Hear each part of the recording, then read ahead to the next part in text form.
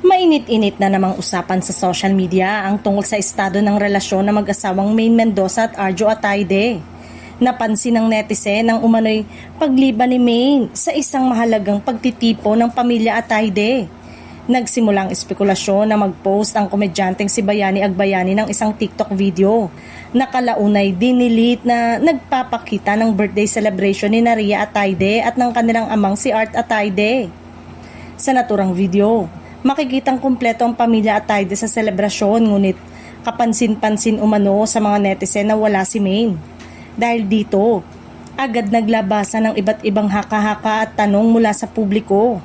May ilang netizen pa ang nagbahagi ng kanilang obserbasyon online kung saan mabilis itong kumalat. Ayon sa isang viral post, complete ang mga Atayde para sa birthday celebration nila, Ria at Mr. Art, pero wala si Maine, na lalo pang nagpasiklab sa usap-usapan.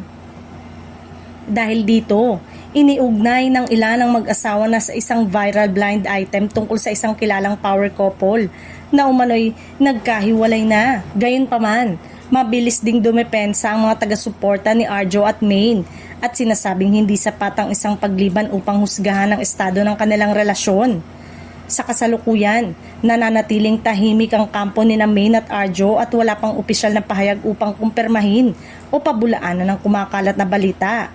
Matatanda ang ikinasalang dalawa noong July 2023 sa isang intimate ceremony sa Baguio City at patuloy na sinusubaybayan ng fans ang kanilang samahan.